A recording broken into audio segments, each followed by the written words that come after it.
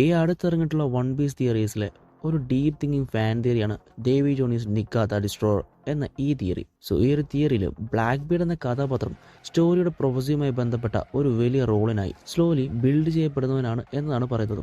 ലൂഫിയും black ബീഡും തമ്മിലുള്ള ബന്ധം surface ലെവലിലെ rivalry മാത്രമല്ല, അവരെ നമുക്ക് ഓപ്പോസിറ്റ് ലെവലിലുള്ള സിമ്പിൾസ് ആയി തന്നെ കാണാം. ലൂഫിനെ റെപ്രസെന്റ് ചെയ്യുന്നത് true freedom, hope and inherited will, എന്നാൽ ബ്ലാക്ക് ബീഡിനെ റെപ്രസെന്റ് ചെയ്യുന്നതും chaotic freedom, destruction and selfish desires. Jaya ഐലൻഡിലെ ബാർ സീനിലും ആദ്യമായി ഓപ്പോസിറ്റ് വ്യൂസ് ഷെയർ ചെയ്യുന്നത് പോലും ഇതിന്റെ സൂചനയാണ്.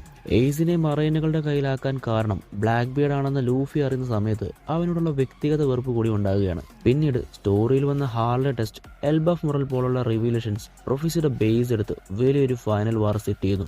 Luffy and his allies versus Imu and the world government. ഇത് ancient kingdom versus world government എന്ന തരത്തിൽ വോയിഡ് സെഞ്ചുറി യുദ്ധത്തിന്റെ റിഫ്ലക്ഷനായി കാണാം. എന്നാൽ ഈ വാറിലോ പ്രൊഫസിലോ ബ്ലാക്ക് ബീഡ് എവിടെയാണെന്നും അവൻ വെറും ഒരു ഏജന്റ് ഓഫ് കേസ് മാത്രമാണോ എന്നതും വലിയൊരു ചോദ്യമായിട്ട് നിൽക്കുകയാണ് ഈ ഒരു തിയറിയിൽ.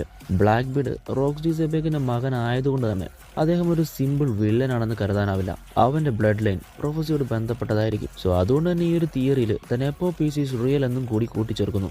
ഒറ്റ വാക്കിൽ പറഞ്ഞാൽ ലൂഫി വേഴ്സസ് ഇമു എന്ന പ്രൊഫറ്റിക് ബാറ്റിൽ നടക്കുമ്പോൾ ബ്ലാക്ക് ബീഡ് അതിന്റെ ഡാർക്ക് കൗണ്ടർ പാർട്ടിൽ ഒരു വലിയ പങ്ക് തന്നെ വഹിക്കും എന്ന് നമുക്ക് മനസ്സിലാക്കാം. വൺ പീസിന്റെ എൻഡ് ഗെയിമിലേക്ക് പോകുന്ന ഫാൻ തിയറീസിൽ ഇത് most exciting, laid and believable theory ആണെന്ന് തന്നെ പറയാം. സോ ഈ ഒരു തിയറിയെ പറ്റി നിങ്ങൾക്ക് എന്താണ് തോന്നുന്നത്?